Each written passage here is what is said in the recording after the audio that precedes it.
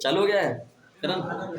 ए बेटा चलो देखो ध्यान से लो, कह रहा है यदि vector A vector B vector C सदिश है, क्या है? वेक्टर है, तीन वेक्टर दिया गया है, vector A plus vector B plus vector C equal to 0 दिया गया, तो सिद्ध कीजिए कि vector A cross vector B जो होगा, vector B cross vector C जो होगा, vector C cross vector A जो होगा वो आपस में इक्वल होगा।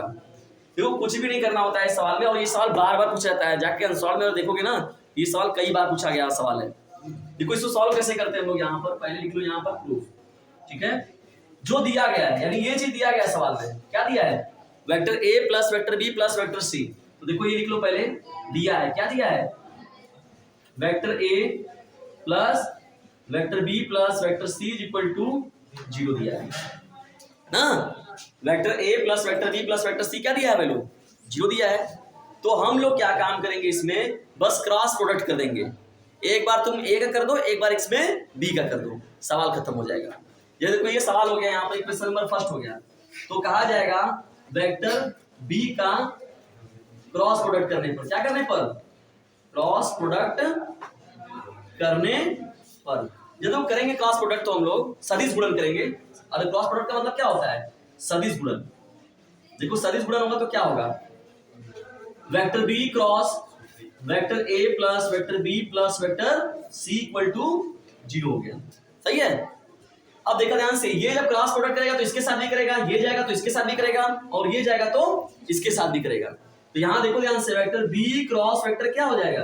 ए प्लस इसका जब इसके साथ करेंगे तो वेक्टर बी क्रॉस वेक्टर क्या हो जाएगा? B plus vector B cross क्या हो जाएगा? वेक्टर सी हो जाएगा, सही है? अब देखा ध्यान से, यहाँ पर जब लोग बढ़ेंगे इक्वल टू, तो यहाँ पर हो जाएगा 0, ठीक है? अब यहाँ पर हम लोग इधर भी वेक्टर बी क्रॉस अगर वेक्टर जी 0 कर देंगे तब तो 0 ही मिलेगा हम लोग को, मतलब तो है नहीं गुणा करने का। अब देखा vector B cross vector A है, हम लोग को प्रूफ में क्या करना था? Vector A cross vector B था, तो एक बताया गया था अगर इसको हम लोग अगर चेंज करेंगे, एक्सचेंज करेंगे तो इसका जगह क्या हो जाएगा? वेक्टर ए क्रॉस अगर वेक्टर बी लिखेंगे तो बस कुछ नहीं होगा, यहाँ माइनस आ जाएगा। ये चीज बताया गया है कि जब हम लोग लिखवाए थे कि देखा vector A dot vector B रहेगा, बी डॉट ए लिखेंगे तो ये बराबर हो सकता है, लेकिन अगर क्रॉस प्रोडक्ट वाले में करेंगे तो क्या होगा? Vector A cross vector B होगा तो ये minus vector B cross vector A होगा, इसका उल्टा करेंगे तो क्या हो जाएगा? माइनस लगाना पड़ेगा, प्रॉपर्टी में लिखवाया गया है, ठीक है ना? तो यहाँ देखा बी और ए था तो ए और बी हो गया, माइनस लगा दिए, और प्लस अब एक ही अगर देखो हम लोग करेंगे वेक्टर प्रोडक्ट तो वो क्या हो जाएगा? 0 हो जाएगा, प्लस इसका जब करेंगे तो क्या हो जाएगा? ये हो जाएगा vector B cross vector C, इसको चेंज करने की जरूरत नहीं है, इधर तो 0 ही है। अब देखो क्या बचा, इधर माइनस है ना, इसको उधर भेज दो, तो क्या बचा हमारे पास? Vector B cross vector C equal to बचा vector A cross vector B हो गया। ये समीकरण नंबर कौन हो गया? 2 हो गया। समीकरण नंबर कौन हो गया? 2।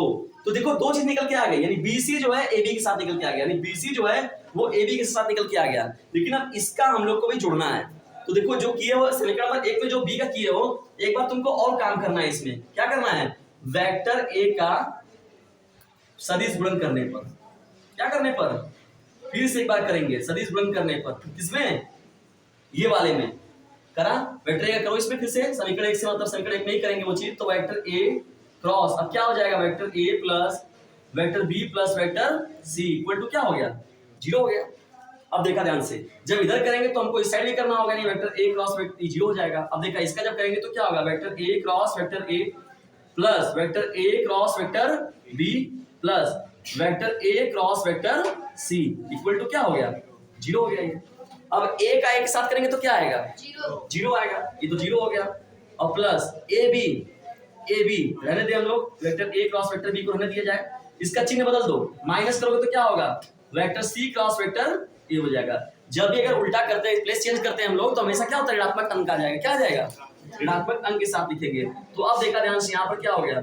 Vector A cross vector B जो होगा वो vector C cross vector A के इक्वल हो गया। ये समीकरण नंबर कौन हो गया? 3 हो गया। यानी यहाँ पर एक पल लिए, उसमें हम क्या किए? बी का वेक्टर बी का क्रॉस प्रोडक्ट किए, फिर यहाँ पर वेक्टर ए का क्या किए? क्रॉस प्रोडक्ट किए। अब देखो समीकरण 2 और 3 को बस मिला लो, लिखा जाएगा क्या? समीकरण किससे? 2 एवं 3 से। जैसे ही करेंगे तो ये क्या हो जाएगा? तीनों देखो, जब बी सी ए बी के बराबर है और सी ए बी जो है ए बी के बराबर है, तो ऑटोमेटिक तीनों क्या होंगे?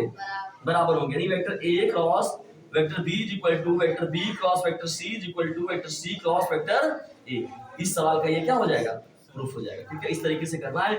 और ये 3-4 नंबर में सवाल पूछता है, कुछ भी नहीं करना है। सदिश वाले चैप्टर का जो है वेक्टर और स्केलर वाला जो चैप्टर है ना, उसमें का ये बहुत इंपॉर्टेंट सवाल है, बहुत ज्यादा मोस्ट इंपॉर्टेंट है। जल्दी से सभी लोग करो इसको।